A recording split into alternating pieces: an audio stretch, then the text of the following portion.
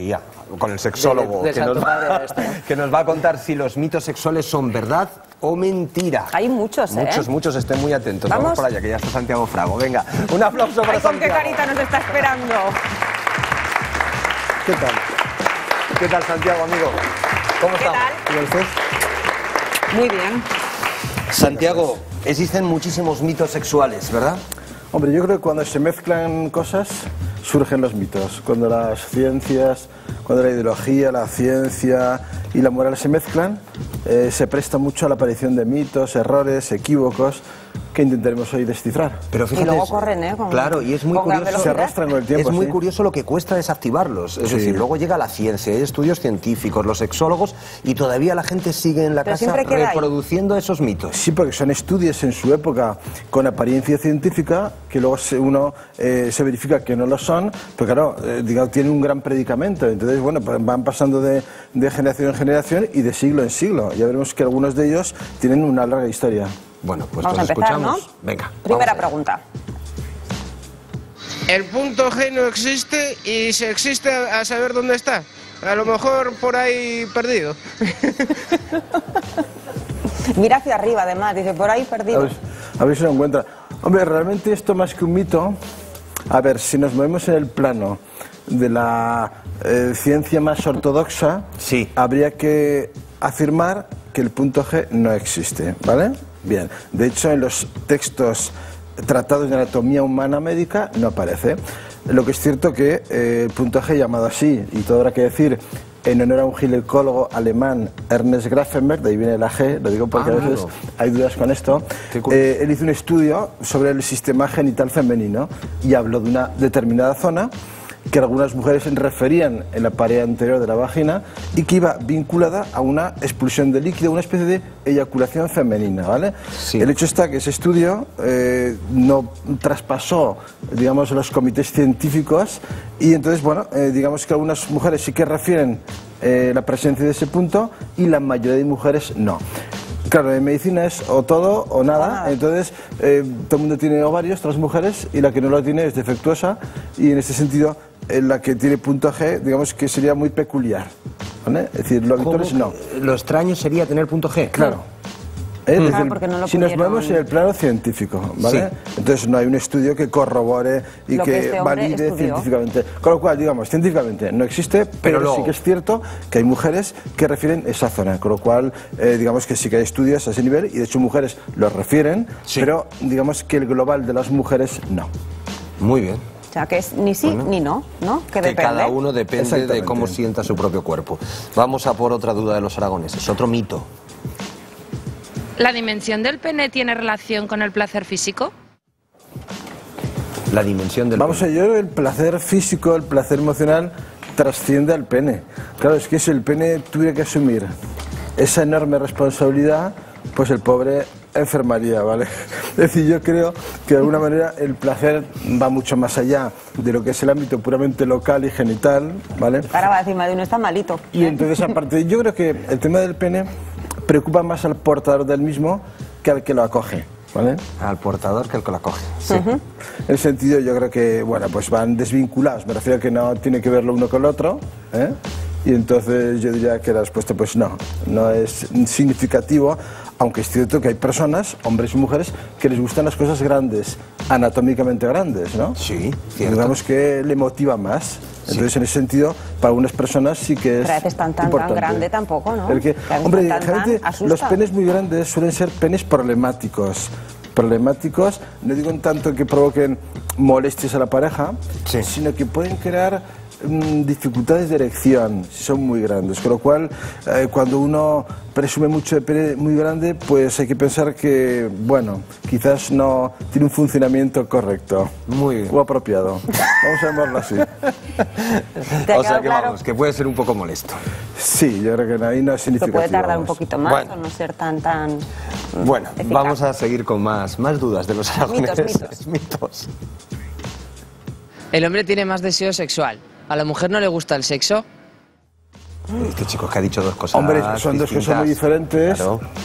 Yo creo que la segunda habría que decirle que no tiene que ver. Si por sexo entendemos juego erótico, amoroso, relacional, recreación, procreación, casi todas las personas les gustaría, ¿vale? Con lo cual, otra cosa es que suponga el hecho del juego erótico algún tipo de problema, ¿no?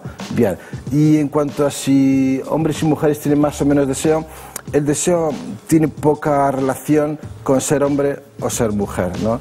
Entonces, es cierto, y esto alguna vez lo hemos comentado, que el deseo de la mujer quizás es mucho más vulnerable, por ejemplo, a estilos de vida, a dinámica de relación, a componentes muy amorosos, y quizás el deseo del hombre está mucho más afectado por problemas de salud.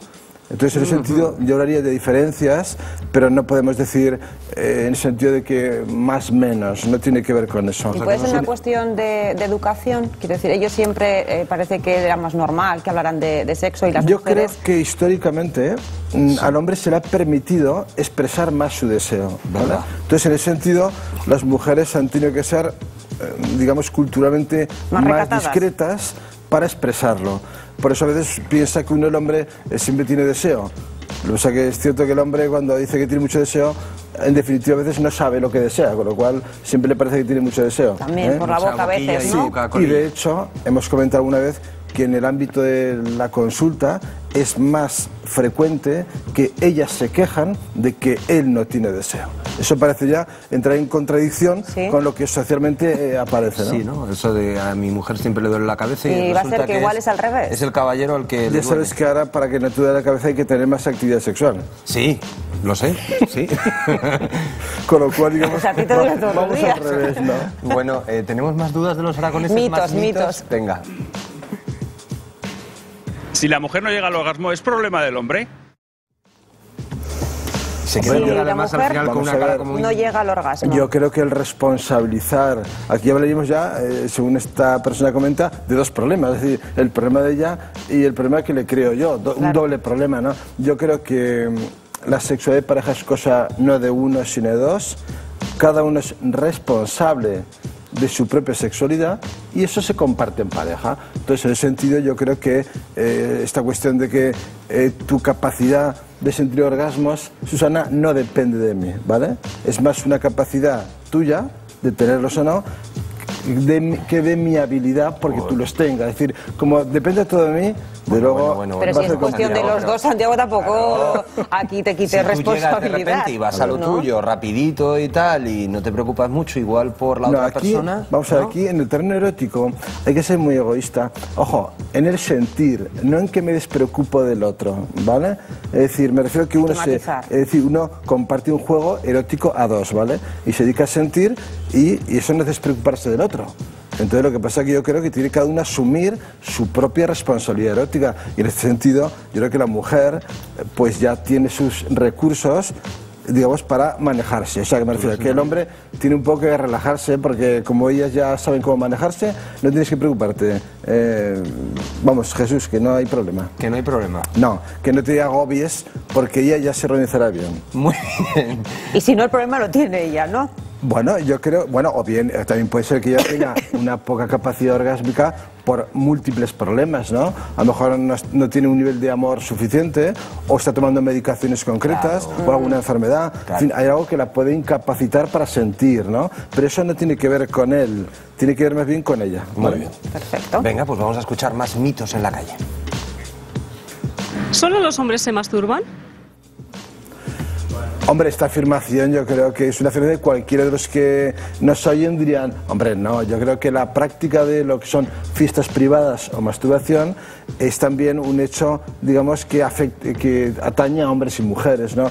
Es cierto que podríamos decir que es más habitual el montarse fiestas privadas los hombres que las mujeres, ¿vale? Ahí podemos buscar 1000 explicaciones, ¿de acuerdo? Pero sí que es un hecho que en el hombre, digamos que el inicio erótico sexual de los jóvenes es siempre montarse fiestas privadas, ¿eh? Siempre. Y van de fiestas privadas a compartidas, ¿vale?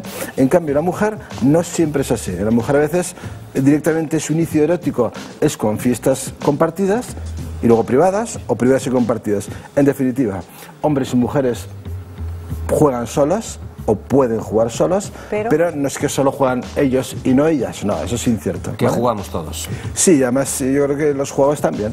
Muy bien. Santiago, Fragó, muchísimas gracias. A vosotros. Gracias. Gracias.